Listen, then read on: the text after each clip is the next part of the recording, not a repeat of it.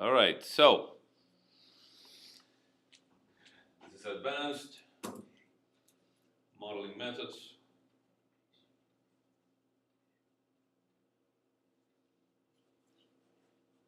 And this is lecture number 4. And what we're going to look at today is collocation method of weighted residuals. Okay, this is the same thing that we did before, however, the difference is going to be that we're going to use with local support trial functions. So again, instead of using the trial functions phi that have global support that are valid throughout the entire domain, so we have to use different order polynomials, and if we use 21 points, we have to go all the way up to polynomials of order 20. And by the way, polynomials are not the only choice. You can use sines, for example. You can use sines of different frequencies. Okay, you can use sine of x, sine of 2x, sine of 3x, and those are linearly independent functions. Or you can use exponential. You can use exponential of x, exponential of 2x, exponential of 3x, as many as you have points, and those are linearly independent functions. And that will work as well. You can take the MathCAD file that we developed last week, in the last class, and then replace these polynomials with other functions. You can replace them with exponentials. Exponential to the xi, okay? To the power of I times x. Or you can replace it with sine of I times x. And those are valid functions, and you will see that you will actually get a good approximation of the result. In this case, what we're going to try to do is, well, given a 1D domain, again, that goes from, let's say, x1 to xn, and that at some point here has xi plus 1, xi plus 2, and that has xi minus 1, and that it has xi minus 2, and then let's add another one, xi plus 3 here. So we are going to pick a polynomial, and let's say that what we expect the temperature to do is this. And what I'm going to do is I'm going to connect those 3 temperatures. If I have 3 nodes with 3 temperatures and 3 locations in x, it will fit a parabola perfectly, right? A parabola has 3 coefficients. I can find the 3 coefficients of a parabola that passes exactly to these 3 points that yields exactly these 3 values, all right? So I can pass a polynomial of order 2 through those 3 points.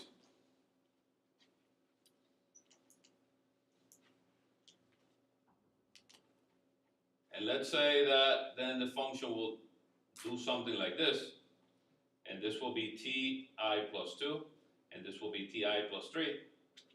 Then this will be another polynomial. So this is a polynomial with local scope. Local scope of second order polynomial. And then there's another section for local scope, and so on and so forth. Now, what we are going to enforce is that those polynomials actually meet at the end nodes, right, of their local support or their local scope. However, we might risk the situation where, even though they're continuous, the derivative might be discontinuous. Okay, we might have those little corners there, which are not natural for a temperature distribution, but we'll see how good we can get with this approximation. All right. So recall,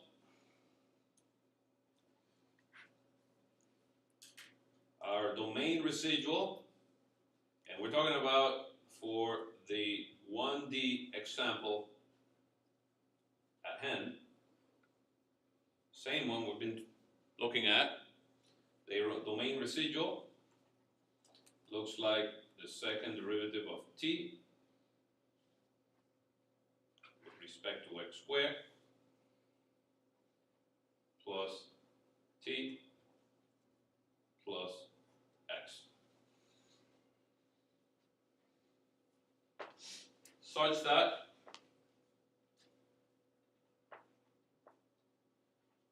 this is the approximate solution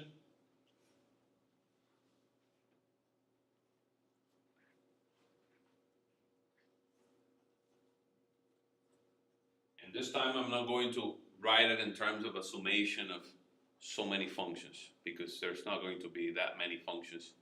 It's just basically going to be a collection or union of multiple functions instead of a summation of functions and coefficients. So, formulate as interior method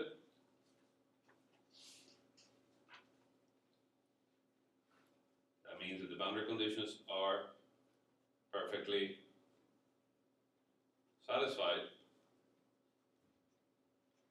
There is no residual on the boundary, and the only thing that will be left is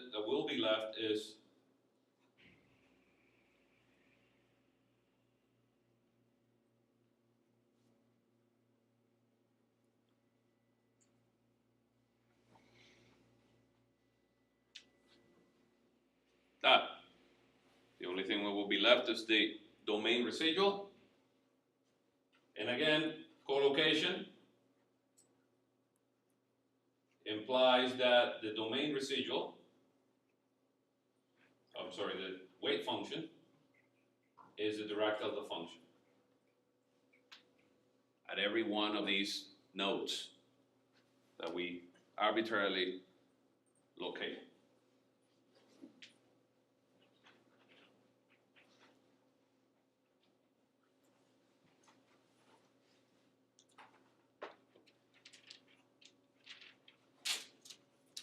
All right, so if we introduce this residual in this formula and introduce this weight function in this formula, this results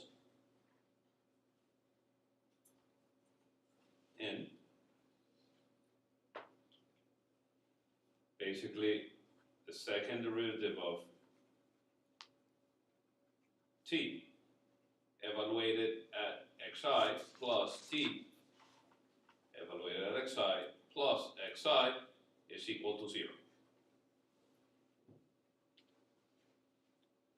And this is the same formula we had last week, okay? We basically, this is what we end up, and this is valid at I from 2 to n minus 1. It's valid in the interior. It's not valid at the ends, because at the ends, we have with t at x1 is equal to t0. This is valid at I equal 1, and t at xn is equal to tl, and this is valid at I equal n. That's at the end nodes. Same thing.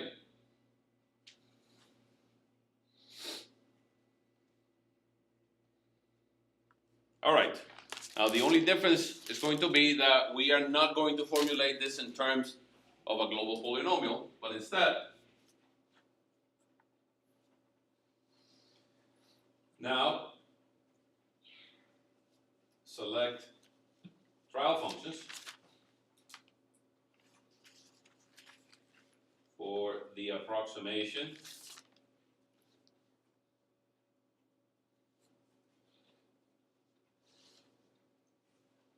t of x. In this case,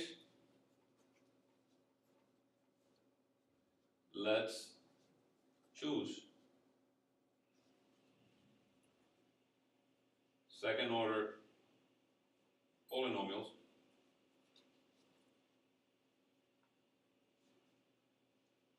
valid in the range xi minus 1 to xi plus 1. So that will cover 3 nodes, and all the x's in between 3 nodes. Okay? Still a continuous function within that range, but that range only includes 3 nodes. So it is a function of x. But we're going to say that this function of x is equal to a coefficient a plus a coefficient b times x minus xi, and I'm going to do this for convenience, you'll see why, plus c x minus xi squared, such that x belongs to the interval xi minus 1, xi plus 1.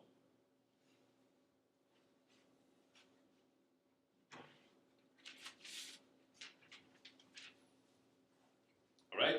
Now typically when you formulate a polynomial of order 2, all you have to say is a times bx, a plus bx plus cx squared. Okay?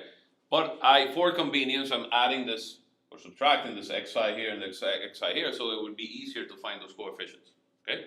Otherwise those coefficients end up being very large numbers. Because what do we need to find the coefficients?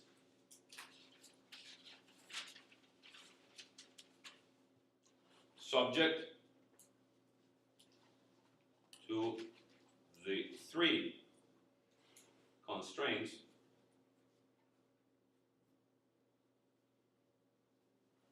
that t at x of I minus 1 is equal to a plus b xi minus 1 minus xi plus c at xi minus 1 minus xi squared is equal to t at I minus 1. Sort of a nodal value of the temperature. Okay? When I approximate, this function is valid in this interval, which includes 3 nodes and all the continuous values of x in between those 3 nodes. When I evaluate that function at the left node in the scope, I should get the temperature at the left node. When I evaluate this function at the center node,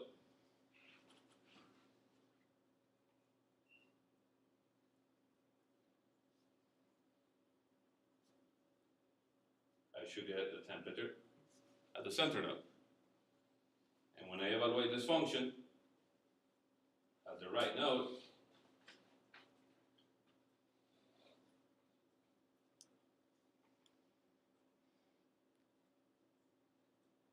I get the temperature at the right node.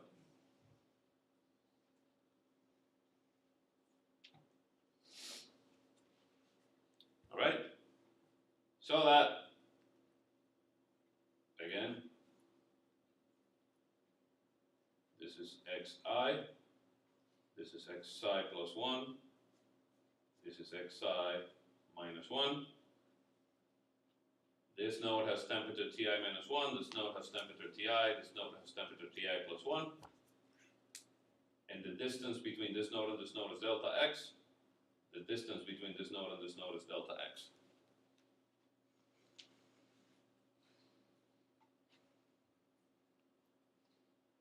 Again, because we are assuming that there's a uniform spacing between grid points, that's not necessarily a requirement of the method, but this is how we are formulating. All right? So we have 3 equations here with 3 unknowns. The unknowns will be a, b, and c. xi minus 1 minus xi, what is this? This coordinate minus this coordinate is minus delta x. Okay? Xi minus xi is 0, and xi plus 1 minus xi is plus delta x, right? So I have a minus b over delta x plus c over delta x squared is equal to Ti minus 1. I have a and plus 0, I have equal to Ti. And I have a plus b over delta x plus c over delta x squared is equal to Ti plus 1.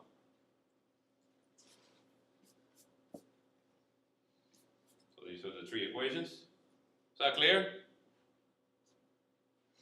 So it's three equations with three unknowns, but this is readily solvable.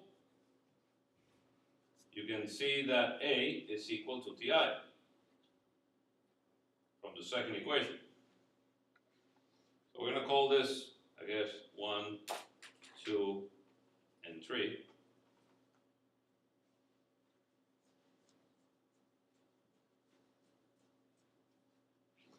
So from equation 2, I get that A is equal to Ti. From equation, let's say 3 minus 2, minus 1. I'm going to subtract 3 minus 1. So I get 2b over delta x is equal to T, this 2 cancel out, and it's equal to Ti plus 1 minus Ti minus 1. I get that b is equal to Ti plus 1 minus Ti minus 1 divided by 2 delta x.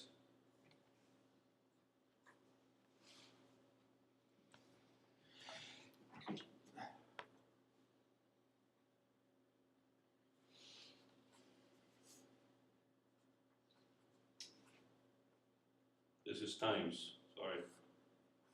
I don't know what I'm doing. Yeah, that's b times delta x, not b divided by delta x. This is b times delta x, c times delta x squared, c times delta x squared. Times, times, times, and times.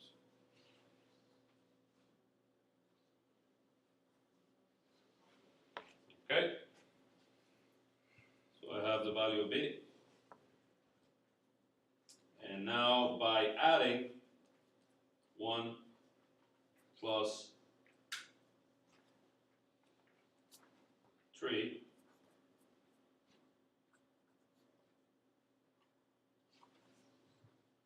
I get that C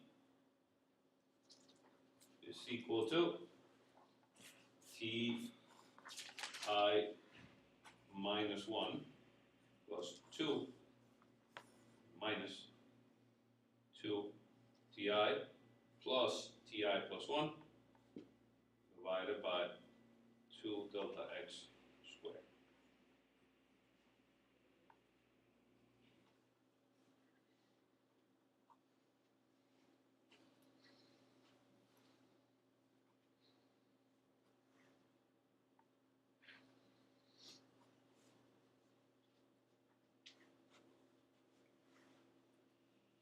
Alright? And this is times, times, times, and times. Alright. So basically, the function now of local scope is equal to A, which is Ti, plus B, which is Ti plus 1 minus Ti minus 1, divided by 2 delta x. This multiplies x minus xi, plus C, which is Ti minus 1 minus 2 Ti plus Ti plus 1, divided by 2 delta x squared, x minus xi squared.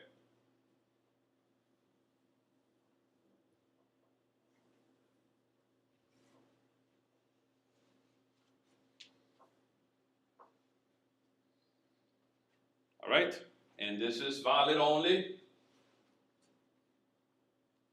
in the interval that goes from xi minus 1 to xi plus 1. Again, this is a polynomial, and you can evaluate a polynomial anywhere you want to. You can evaluate it at x minus 10,000 and x plus whatever, okay?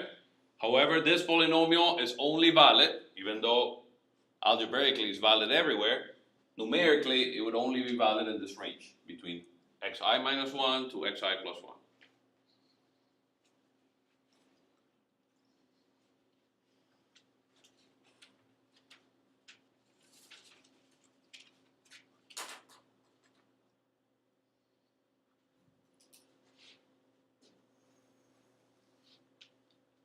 All right?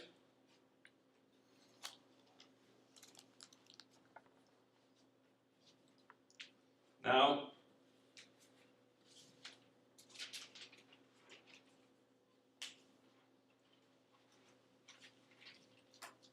sometimes it is more convenient, as you will see in other methods that we formulate later, like the finite element method and other methodologies. It is more convenient to show this polynomial a little bit differently. It is more convenient to express this local approximation in terms of basis functions,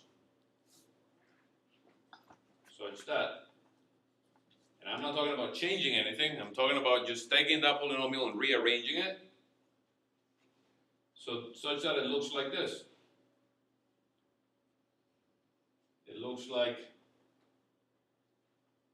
ti minus 1 times some function I minus 1 of x plus ti times some function I of x plus ti plus 1 times some function I plus 1 of x.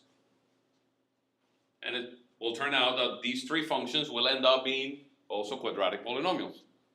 They'll look slightly different than that. It's perfectly equivalent. It's just a rearrangement of these. Kind of isolate everything that multiplies ti minus 1 into a function, anything that multiplies ti into another function, and anything that multiplies ti plus 1 into another function. And now we have that form that shows these basis functions. Sort of like the trial functions, but these trial functions are now called basis functions for a reason. They are trial functions because they are part of an approximation.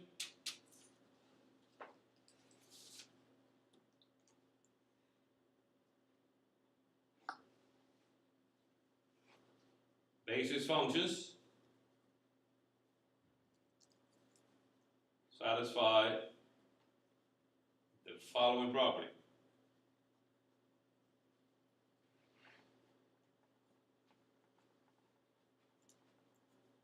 For example, phi I minus 1 of x is equal to 1 if x is equal to xi minus 1, and 0 if x is equal to xi, or x is equal to xi plus 1. This first function right here, when evaluated at its own node, will be 1, and when evaluated at the other two nodes, it will be 0. The second function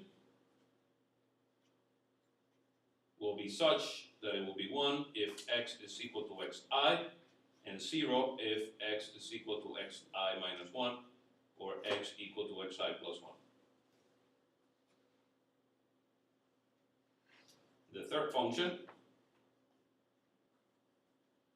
will be such that it will be 1 if x is equal to xi plus 1, 0 if x is equal to xi minus 1, or x is equal to xi.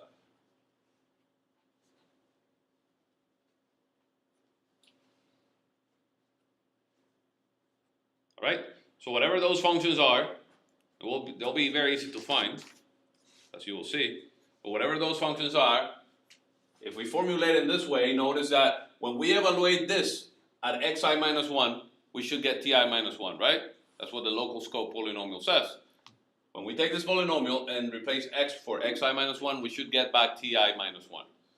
So therefore, these functions, when evaluated at xi minus 1, must be 0, this one must be 0, and this one must be 1, so that you retrieve exactly ti minus 1.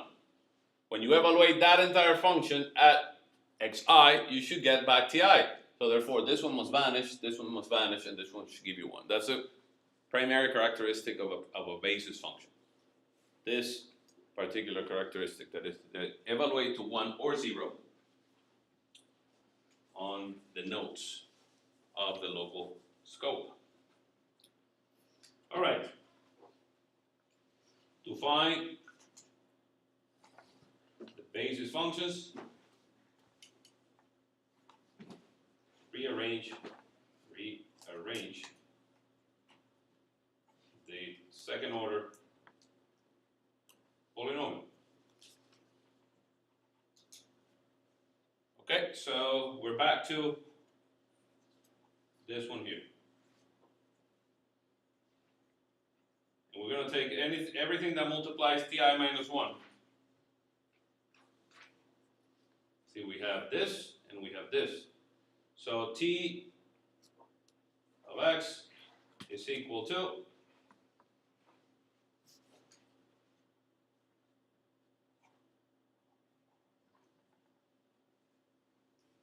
I'm going to write ti minus 1.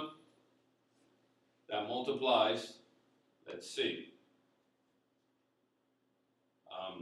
x minus xi squared divided by 2 delta x squared, and minus x minus xi divided by 2 delta x. Plus, and I see that that is that function. That is the first function I'm looking for. Ti multiplies, let's see, 1 minus x minus xi squared divided by delta x. The 2 and the 2 go away. And ti plus 1 multiplies, again, x minus xi squared divided by 2 delta x squared plus x minus xi divided by 2 delta x. That's just a direct rearrangement of that polynomial.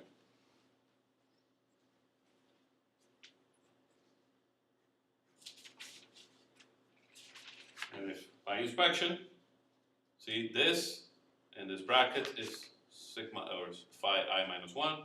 Within this brackets we have phi I, and within this brackets we have phi I plus 1. We just have to rearrange slightly.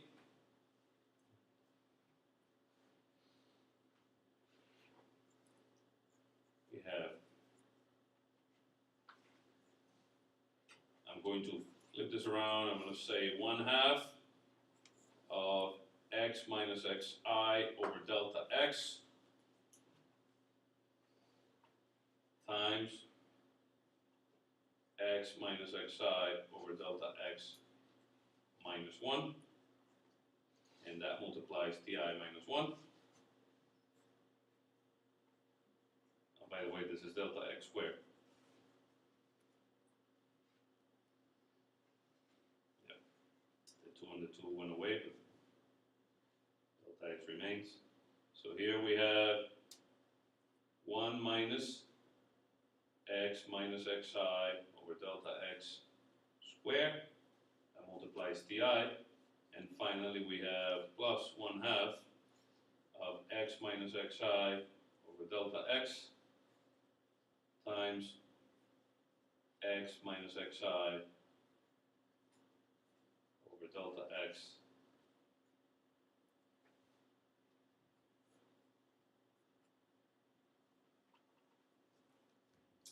plus 1 times t at I plus 1.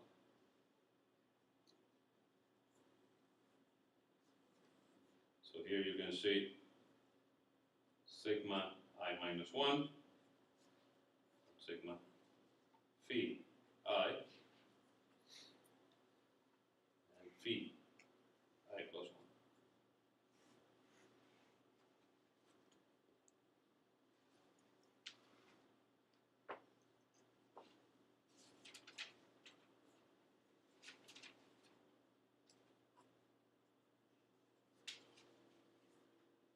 All right. And if you plot these, do so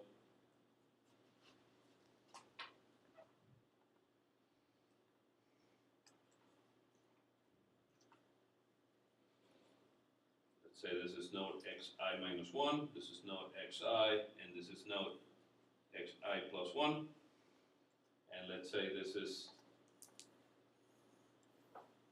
1.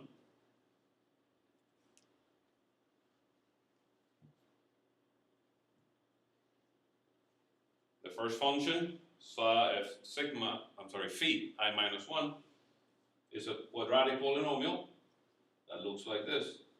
It's 0 here, and 0 here. It's 1 here, 0 here, and 0 here. So this would be phi I minus 1 of x. The second function, if you plot it, you will find that that's equal to a quadratic polynomial that's equal to 0 here, 1 here, and 0 here. So this will be phi I of x, satisfying, as you can see, the basis function property. This function is 1 here and 0 at the other two nodes.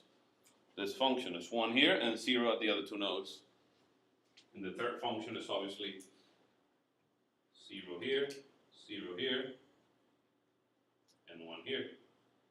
And this will be phi I plus 1 of x. It's a continuous function, it's a polynomial, and we just make it valid on the scope. You can keep evaluating this function and we'll just continue, right? Because all polynomials are valid everywhere, but we're only interested in this function, or functions right here.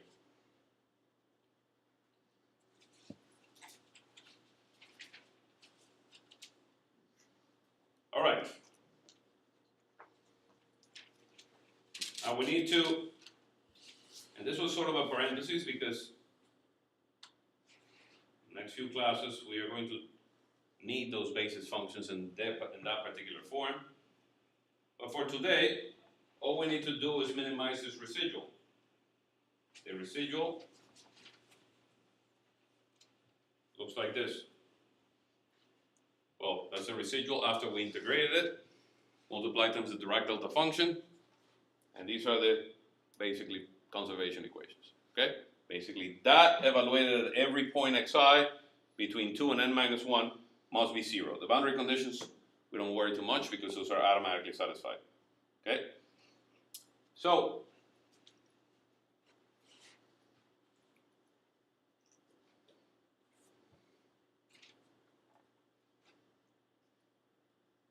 back to minimized residual equation, which basically says that the second derivative of t hat, or t squiggle at xi, the x squared plus t hat of xi plus xi must be equal to 0 such that I goes from 2 to n minus 1. So what do we need? We need the approximate solution evaluated at xi, and we need the second derivative of the approximate solution. So that we just found that the solution is ti plus, again, ti plus 1 minus ti minus 1 over 2 delta x times x minus xi. This is b, this is a, this is b, and c would be ti minus 1 minus twice ti plus 1 over 2 delta x squared x minus xi squared. We're going back to the original form of the polynomial. We can also express it in this fashion. We can also express our polynomial in terms of the basis functions like this. And it will be the same exact result. Okay? Because when we evaluate this polynomial here at xi, what do we get? Ti. We evaluate that polynomial at xi, we get ti. Now we need to take the second derivative of these. Well, to take the second derivative, we first take the first derivative. So the first derivative of this one goes away. This one is just simply ti plus 1 minus ti minus 1 to delta x. This one goes away, and the first derivative of this one, the 2 and the 2 cancel out, and this will be ti minus 1 minus 2 ti plus 1 divided by delta x squared times x minus xi.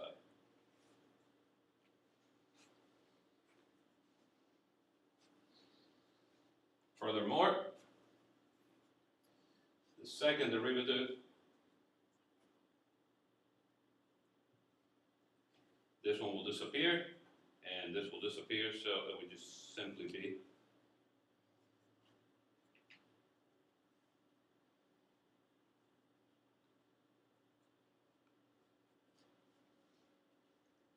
so here it's a trial function, the first derivative and the second derivative of the approximate solution.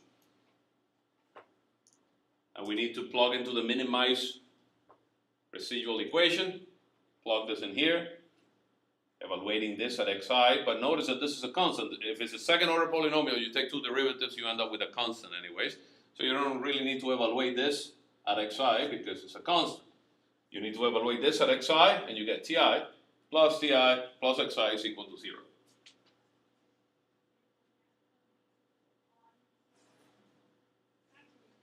So, plugging into minimized residual equation, you get the second derivative evaluated at xi is simply ti minus 1 minus 2 ti plus 1 divided by delta x squared plus t evaluated at xi is just simply ti plus xi is equal to 0, and this is valid on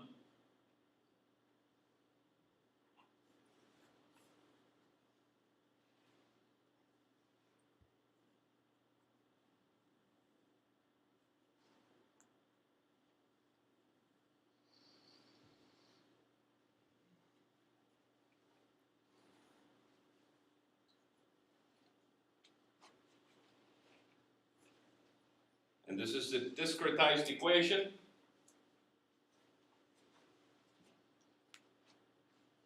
All right, this is the discretized form of the original equation.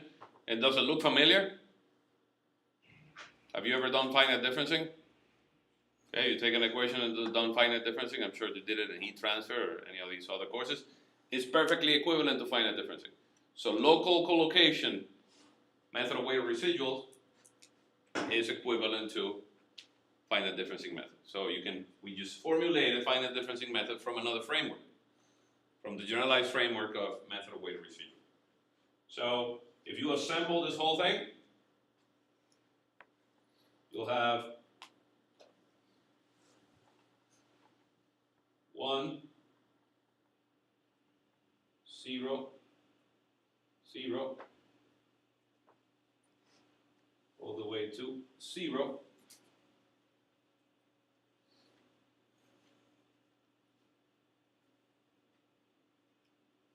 Now the unknowns of the system of equations after assembling are going to be the temperatures, not the alphas as before. So T1, T2, T3, all the way to Tn, Tn minus 1, Tn minus 2.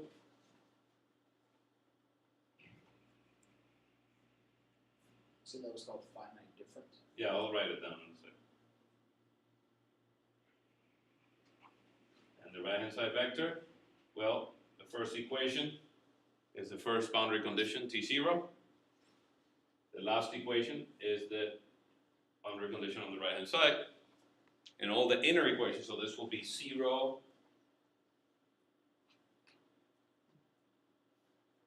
0, 1, and 0.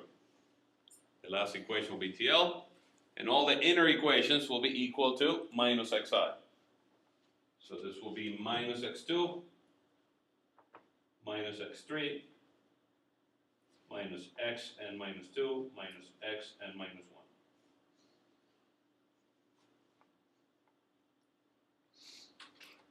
1. Alright? So if we replace I with 2, first form of this equation, what do we get? T1 minus 2t2 plus t3 divided by delta x squared plus t2 is equal to minus x2. So here we'll have 1 over delta x squared. This will be 1 minus 2 over delta x squared, and this will be 1 over delta x squared. 0, 0. The third equation will be 0, 1 over delta x squared, 1 minus 2 over delta x squared,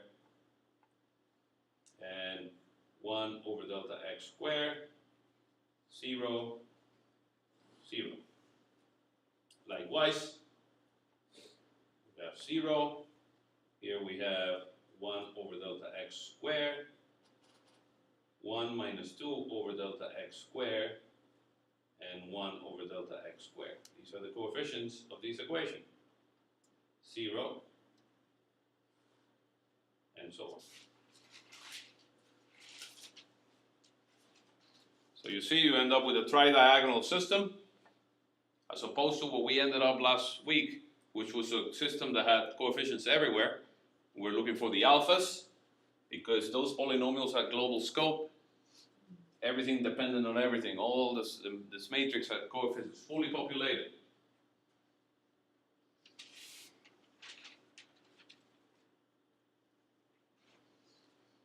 This local collocation method of weighted residual formulation, this one that uses second order polynomials, is perfectly equivalent to finite difference method. Finite differences method, or finite differencing method, FDM.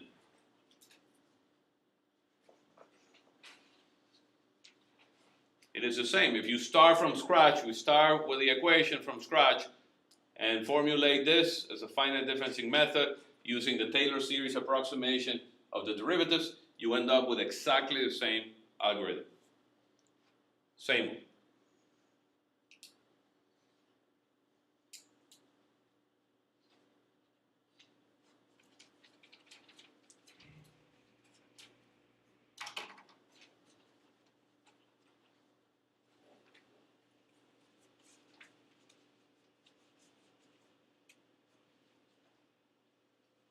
All right.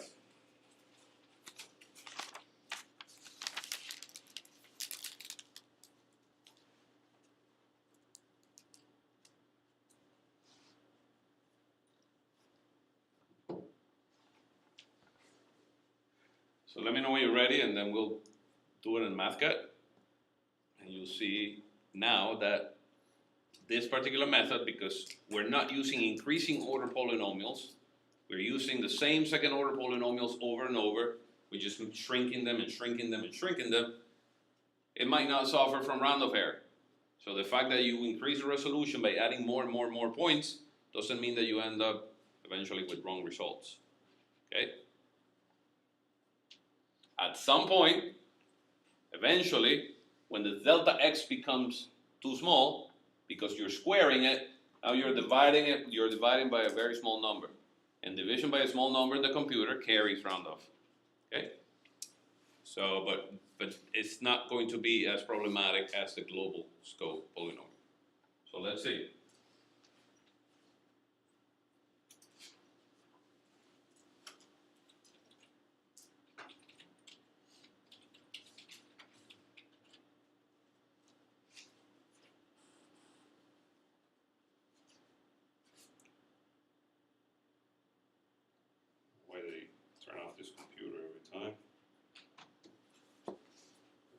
here. And well, this loads. Are there any questions? Okay, most of it will be clarified when we implement this on MathCAD. See. Okay.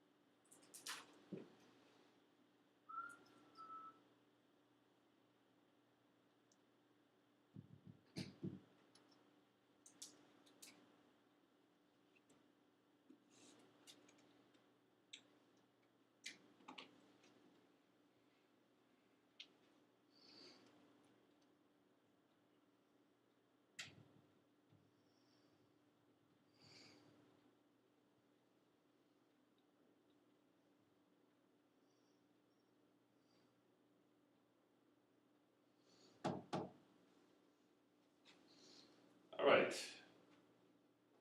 So.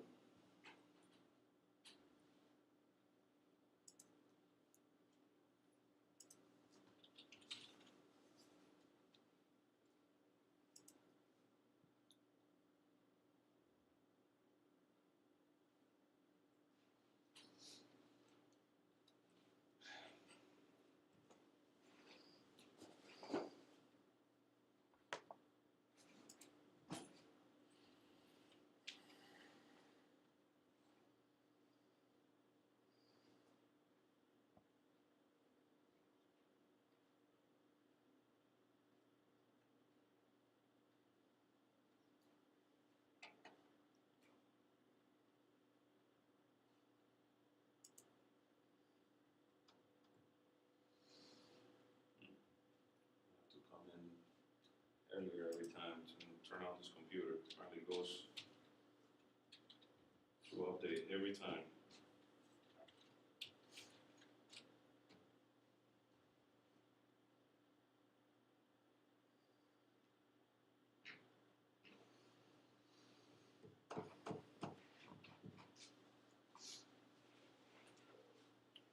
You have to pay for MathCAD? So I don't think I've seen it in the school software. No, there's no. It's not in the school software. There is a link. You can get a 3-month trial version. I installed it. I have licenses for it, so I installed it in my lab in 161. You can always use those computers there. Don't get the Prime. Yeah, don't get the Prime version. Get the version 15, which is the latest version that's not Prime. Because MathCAD was bought by Dassault. Something like that, but the division is called PTC, PTC, yeah. and I don't know what they did. Yeah, they messed it up. All right.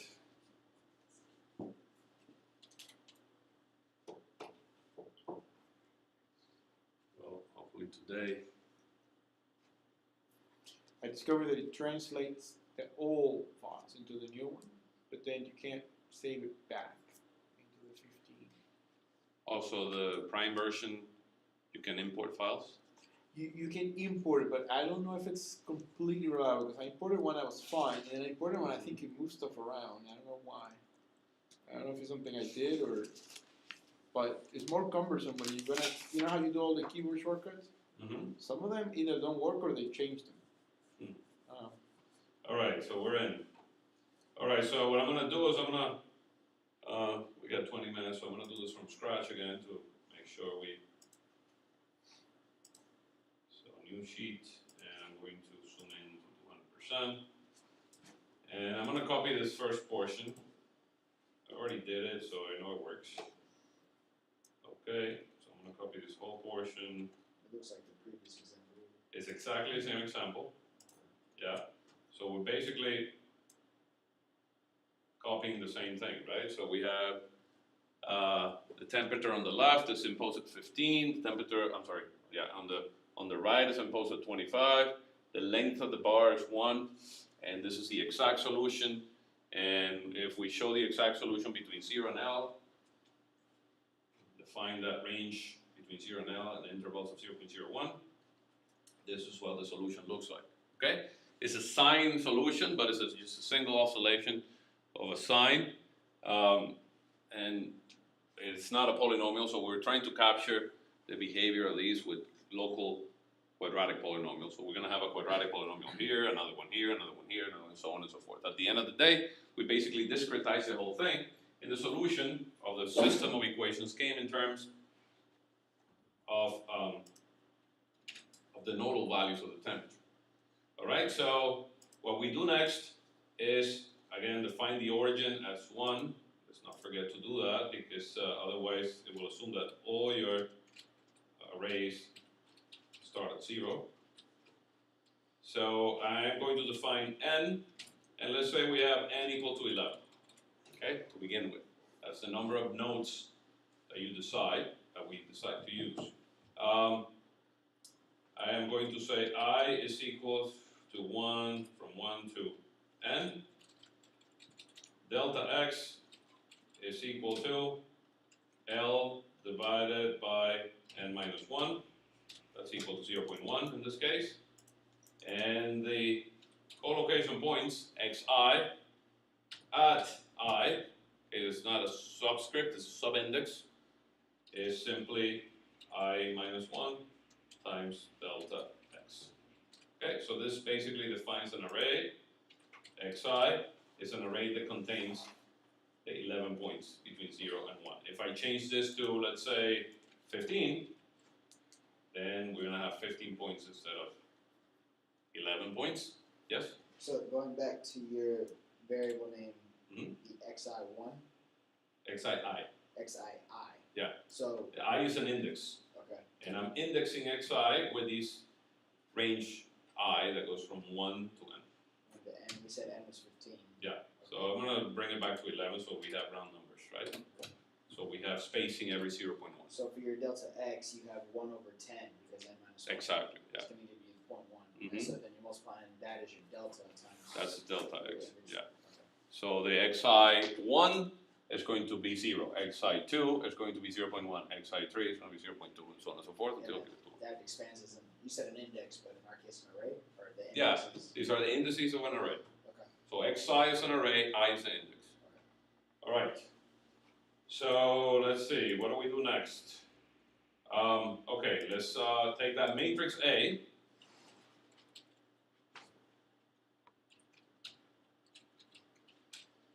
And I am going to, we really don't have to redefine I, because I is already defined up here. But I'm going to create a matrix A of indices I and j. And I'm going to initialize it at 0, so that all the elements of that matrix are 0. And that matrix is already size n by n. So A is now a matrix that's 11 by 11, it's all filled with zeros. As you can see. Let me zoom. It's filled with zeros everywhere. Okay. So next step. I'm going to start filling out the elements of that matrix. Okay, the element of the matrix at I equal 1, the first row, we have, let's start here, A, 1 for I is 1, and the right hand side vector B is T0. That's his first equation in the system. Then, from 2 all the way to n minus 1, we have the minimized residual equation. So we have A, I comma I minus 1 is equal to 1 divided by delta x squared. A, I comma I is 1 minus twice delta x squared. What's that? Is that it? So the coefficients I comma I plus 1 is 1 divided by delta x squared, and b I is minus x I. Let me bring this down a little bit.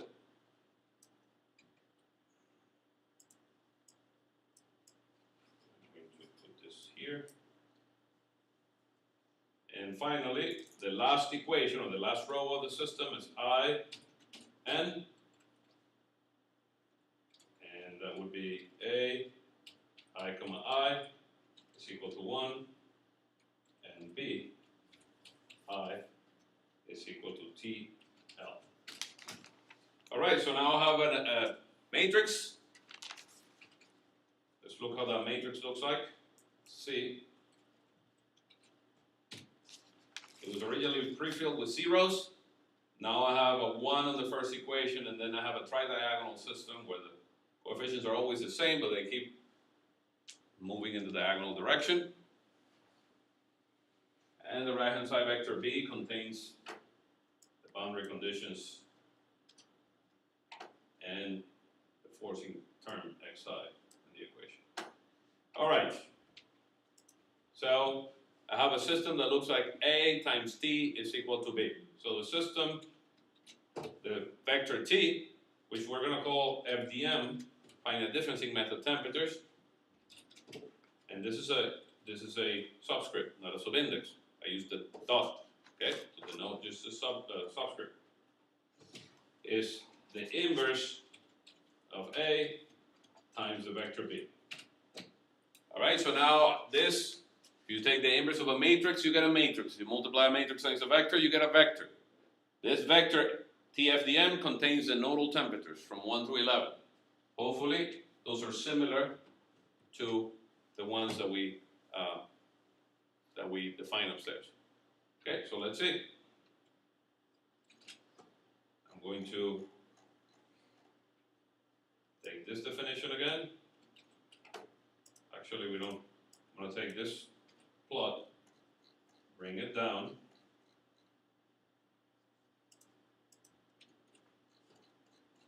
and I am comparing T to T.FDM, but the T.FDM is, see, now I'm comparing an actual function to an array. The actual function depends on x. The array depends on a subscript I. So I'm going to have to add xi here, and there's a 2. Now, if I want to be a little bit more precise at showing these results, this is a qualitative plot. I'm going to take the traces, second trace, and instead of using a line, because technically the solution is discrete temperatures at discrete values, right? So instead of using a line, I'm just going to use a symbol for it. So that's indicating where the temperature is at every one of the nodes. And it seems to do a good job, at least qualitatively. We need to define a residual, okay, or an L2 norm or standard deviation, whichever way we want to call it, and see what quantitatively what this does. Again, if I go up here and change this number from 11 to 21, now delta x is half the size. I've increased the resolution, okay? The whole system is bigger. The matrix will be 21 by 21 instead of 11 by 11, and obviously it will take a little longer to solve. And this is the solution. Again, we wouldn't be able to tell how good this is until we just basically define a residual. That's residual, which is equal to the square root, let's see, the square root of the summation. I need to pre-multiply this times 1 over n, because this is the standard deviation, from I equal 1 to n. So I'm adding the squares, or this is the sum of the square of the differences of t of xii minus t dot fdm, and I'm squaring this, and again I'm dividing this. I'm dividing this by, let's do the absolute value just in case. So the temperature, L minus the temperature at L minus the temperature at 0. And that should give me a relative, the number on the, or the expression of the numerator is directly the standard deviation of the temperatures. If I divide by this range, that just gives me a proportion of the standard deviation to the range of temperatures, right? So if I say equal, oops, that's not right. I need to index this one. 4.714 times 10 to the minus 5. I'm going to add a percentage here. So it automatically multiplies that times 100. So 4.714 times 10 to the minus 3. That's the residual. I can go here and say, well, what happens if I make n equal to 11? Let me update this. 0.018%. That's pretty good. Quantitatively now, it's pretty good. I can now make this equal to 101. So I have 101 nodes between 0 and L. And by doing so, I get a lot more resolution. This doesn't tell me much, but this residual is very low. 1.9 times 10 to the minus 4. It keeps crippling down. All right? Now before, when we use global polynomials, what happened when we use 101 points? That meant that we had polynomials all the way from order 0 to order 99 or order 100. Okay? And evaluating a polynomial of order 100 carried a lot of error. Not anymore. See, the solution is qualitatively correct and quantitatively correct. If I make this 1,000 points, it's probably going to take a while to solve this inverse. Well, a while is 2 seconds. You're solving a system of equations of 1,000 by 1,000, okay? And that takes time. Formally, within the computer, if you have a system of equations that is 1,000 by 1,000, getting that inverse will take 1,000 cubed. So it will take 1 billion floating point operation, okay? 1,000 cubed is 10 to the 9. 1 billion floating points operations to be able to get to this answer, all right?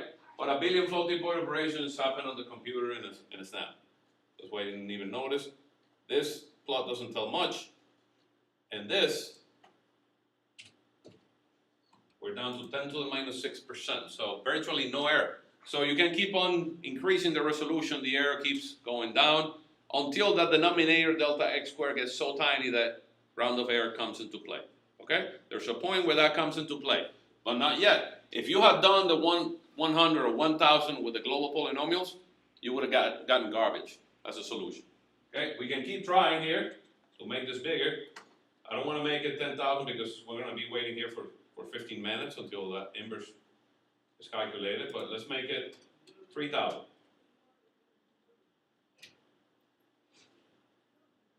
Like 20 seconds or so.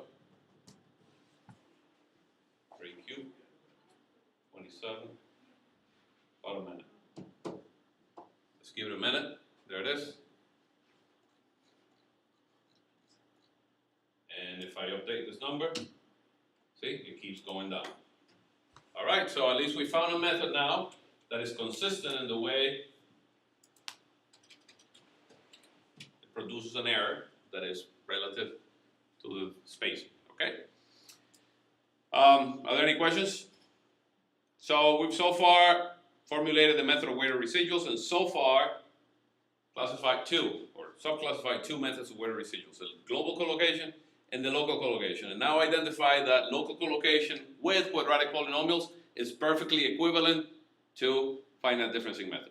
Anything that you've done on the graduate school or other graduate courses that involves finite differencing method is exactly the same as this method of weighted residual with local collocation. Any questions? All right, so I'll see you on Thursday and we will formulate another one. You will see that will be equivalent to another one.